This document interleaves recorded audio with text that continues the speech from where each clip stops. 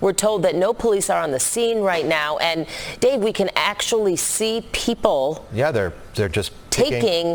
That guy right there has 4 boxes. That guy's walking out with 2 boxes, looking right at our cameraman, Lou. Lou, I hope you're safe out there. This is obviously all happening right now, unfolding at 33rd and King Drive. Someone smashed the window. She's clearly on camera. You can identify her now. And here's another woman. She's walking out with, I don't know what that is. It appears to be some maybe? Or clothing. With some tag. We're told that no. So I'm watching this and I just can't believe it. Like, this doesn't happen in a normal country. Like, people do not have to live this way. It's got 1 million views. And it's like one of those BBC nature documentaries where you're not allowed to interact with nature. You're only allowed to observe, right? So no one is calling the cops. No one is trying to stop this. This is part of the plan. Like this is normal, okay? And I will tell you why it's normal. Because when you go to the comment section, believe it or not, opinions are divided. And I have a feeling that the people that are justifying this, they don't live in those neighborhoods. They don't have to deal with that stuff. They live in gated communities. And this is called luxury beliefs. It's when you say the correct thing so that you sound so empathetic and compassionate, but it affects other people. Because what happens is that these businesses are going to eventually shut down. And you're going to have the thing that leftists like to talk about, food deserts. And this food desert is because racismus. You see, those areas are highly profitable, but it's just that business owners are racists and they just don't want to do business there. But in reality, no, they're not profitable. I don't know how you can sustain a business like this, where people just take stuff. And it's so common that not only that the media reports on it, but I also noticed something else. Look at this car. Why do you think the car is like this? What do you think? Like, have you seen cars left open like this? No, you haven't, right? I haven't in my country. I never see cars open like this, like fully open. No, unless the owner is there. But even then, like they do not open everything and the trunk and the reason they're doing this is because they don't want people to smash the windows. They want to show that the car is empty so that people don't smash the windows. This is normal. Like politicians are okay with this. It's insane. And I want to point out that when the CCP did a visit to California, they managed to clean up the city within 3 days. And Gavin Newsom said, hey, we haven't had to pay a single dollar to do it. So, like, they can do it. They can end the crime. But they don't want to. And I think the reason they don't want to is because they want people dependent on handouts. And they also want to buy cheap property. That's my opinion. I can't explain it any other way. Obviously, the politicians don't have to live there. But the more interesting thing is when you go to the comment sections, as I mentioned before, there are people that are justifying this. There are also people that name AOC with a quote that I believe she had, which is, they just want to buy bread and milk for their families. Right. It's very insulting because this is what a lot of people are saying. It's like, you don't know how poor they are. And the reason it's insulting is because I have been poor myself. I have actually went several days without food because I had no money and the paycheck was days away. And believe it me or not, I never had to steal anything. Like, I just did it. I couldn't. Like, if the situation came, I would have rather begged than to steal. But that's how I got raised. But apparently, no, like, it's justified, but maybe I was doing it wrong, right? According to the wisdom of the Democrats, the compassionate and empathetic ones, that's what I would should have done, right? Jesus. So, it's the culture. It's the culture. Like, people are justifying this. People believe that this is normal and this is okay. And then they come up with the cope. It's like they're poor. How do you know they're poor? Well, so like, everyone that steals is now poor? Like, were they poor before they stole it or when they got caught? And even if they're poor, so what? Like, let's assume, for the sake of the argument, that welfare just doesn't exist in America anymore, right? You don't have food stamps, you don't have welfare, you got absolutely nothing.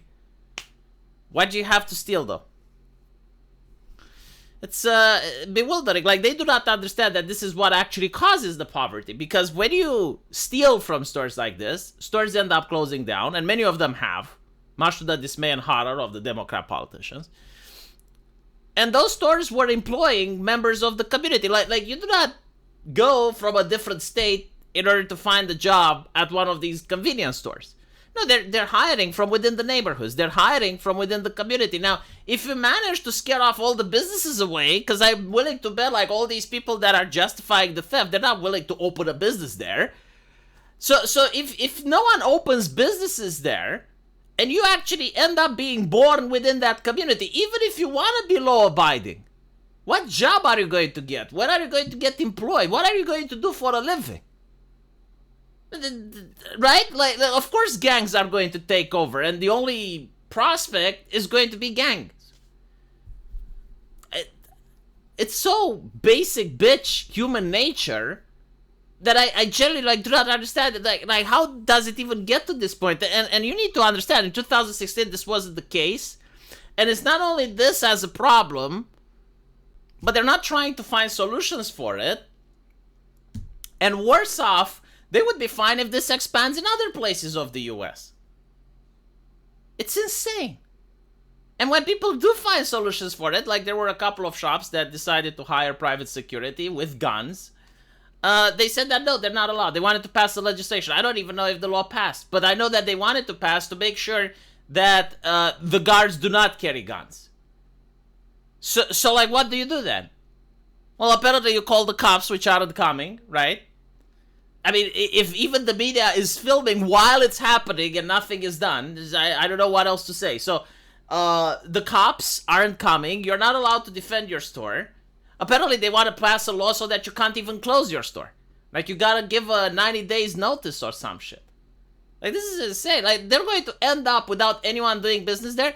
The only thing that I can think of is that they're trying to cater to Amazon and other online retail stores. Like they prefer a world where there are no stores, and the only thing you can do is to order the Amazon guy, right? Because they have warehouses and stuff, and you know they're not going to steal from there because they're not open to the public. Like, they literally have shutters, you can't break in. So stores that are open to the public will not be able to function, but Amazon is definitely going to. So like, if I was a little bit skeptical, I was a little bit of Eastern European cynical oriented, I would say that, yeah, like, this is definitely a way to promote people buying only from online places. If I want to be even more skeptical, this is to encourage cashless societies, right? Because you buy online with credit card. Maybe, I don't know. But still, like, even the delivery driver, like, if the neighborhoods are so dangerous where crime is rampant, like, if people notice that, oh, you can steal and nothing happens to you, well, I mean, they're going to be emboldened to keep doing crime. It's the broken window theory, which actually is a good theory because it is observable in reality, despite what communists say. So eventually you may have that even the Amazon delivery driver won't want to go there, unless they're making it in the app that if you don't want to go there, then you get some punishment, right? Because they actually did talk about that, I think in the UK or another European country, where they noticed that certain Uber drivers just do not want to go into certain areas. And obviously they don't want to go into certain areas because of the level of crime. It's not racism, as they were trying to spit it. It's like, no, like if you go there and you get your car broken into, you're not going to go there again, right? But they were like, oh no, this is racism, why does Uber allow this, and blah, blah, blah. And it's like, well, I'm pretty sure that the Uber drivers just don't want to make money. That must be it, you know, like, they're racist with principles, that's the case, yes, like, they just want to avoid those areas because they have strong principles. They could make a good buck, they could make money, but like, no, they just, my fucking God, it's so disgusting when you see it, it's not rocket science. You're either tough on crime and you get less crime, like in El Salvador, or you're soft on crime and you get more crime. There's no in between. It's just trade-offs. Let me know what you guys think, though, and as usual, I'll see you in the comment section. Take care.